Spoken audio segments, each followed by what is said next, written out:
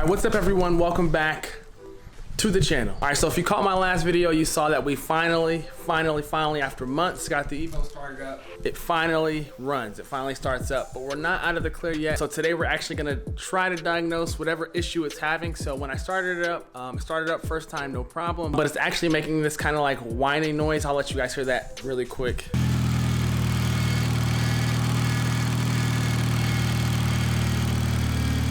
Sounds like it's actually coming from the power steering pump. So originally I thought it was coming from the timing cover side, but I put my ear like closer up to the power steering pump itself, and it actually sounds like it's coming from that. Also, when I turn the steering wheel, it sounds like it's really low on power steering fluid.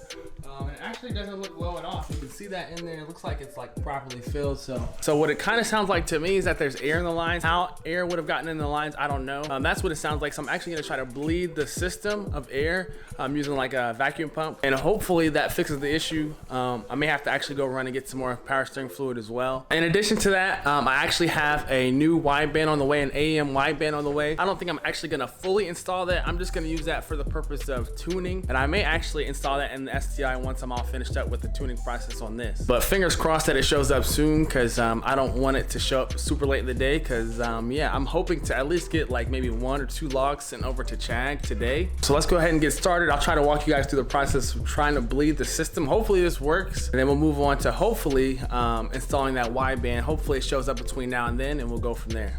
All right, so basically what I'm gonna do is I'm gonna be applying about 25 inches of pressure using this vacuum pump. The car does have to be on, but once that pressure is applied, I'm gonna turn the steering wheel back and forth between 8 to 10 times, like full rotations, and then hopefully that'll help to bleed the air out of the system. You do have to create some type of a vacuum seal, you know, cap. This kit I actually bought from Harbor Freight, and the cap that comes with it doesn't actually fit the reservoir for the Evo 10, so I kind of had to like rig something up. So hopefully it works, and fingers crossed this gets rid of that hideous noise that I'm hearing.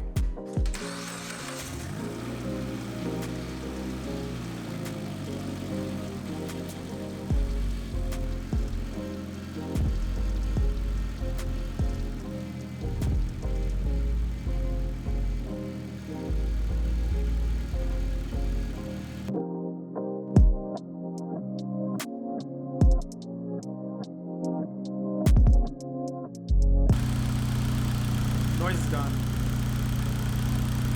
All right, so no more weird noises from the engine bay, so that makes me like really glad, really excited. All right, so moving on, Amazon just dropped off my new AEM wideband gauge, which is right there. We're gonna go ahead and get that opened up and get it wired in. That way I can make sure that it logs properly in Evo Scan, so that way I can get the first set of logs sent over to Chag. I definitely won't be able to get the tune finished today, especially since the motor's not even broken in yet. But let's go ahead and at least do that, and maybe when that's done, we'll go ahead and maybe take a quick drive to the gas station, put a little bit of gas in here, maybe wash it off, I don't know. But I do actually still need to throw on the hood, which is like super easy. So let's go ahead and get to it, so that way we can get these things finished up.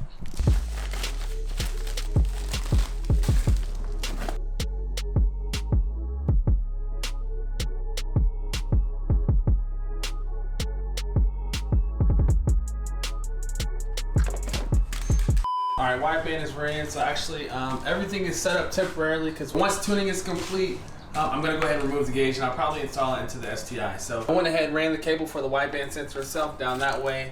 I have it coming through the door, and I have the gauge itself chilling just right here in the corner. Now as far as power and ground goes, I have them actually just wired in right here to this power adapter, which this plugs straight into the cigarette lighter. So this is all temporary, and I didn't want to have to like hardwire it into something in the dash or somewhere, because I didn't want to have to splice into that, especially since it's just going to be taken out anyway. Ignition is off. I'm going to go ahead and turn the ignition on.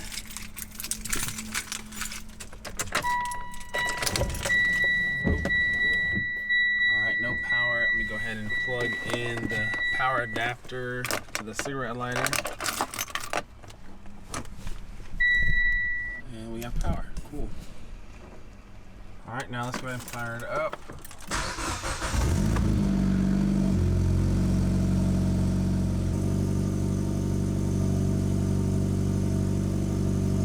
All right, so I have it set up. Hopefully everything's logging correctly. I'm gonna shoot over the first couple logs over to Chag. I probably won't hear back from him until next week because unfortunately it doesn't work over the weekend. So I'm gonna go ahead and log these, shoot them over to him. Hopefully I get a response on Monday. So just a few more minutes of logging this idle, then we'll be heading to the gas station.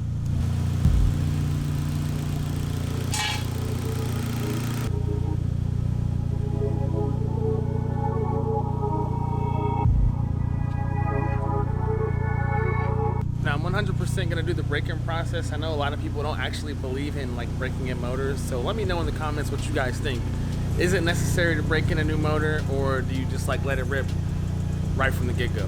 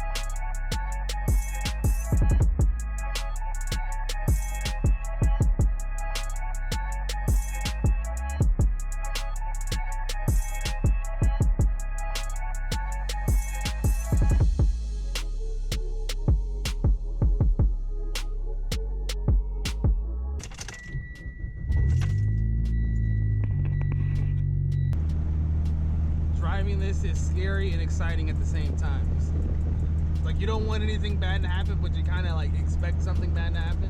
And it feels good to like hear the turbo spooling again. Like I can hear it in the STI, but not like this. But I do have to keep it out of boost because, you know, I don't want any, you know, issues with the new motor and everything.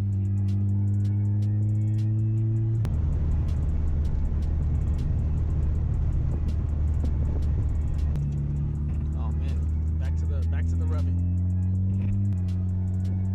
Man, that turbo sounds nice. And I almost forgot how much more comfortable this car is than the STI.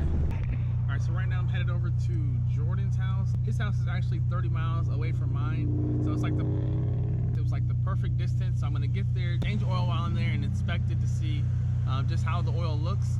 And then from there I should start the next part of the break-in process. Something's rattling, like when I closed the door I heard it or whatever. Yeah, I was like, you can hear it from the clutch, like when you're letting the clutch out, you're rattling. I gotta figure out what it is. Would you, so what had to be done to fit these brakes on here? Like obviously new rotors, but. They're actually just machined on the mounting hole. Oh, okay. So the guy, he actually machines them to like a straight bolt on. When you gonna be ready, bro? You ready to start it now? Yeah. No, you cool. Let's do it, bro.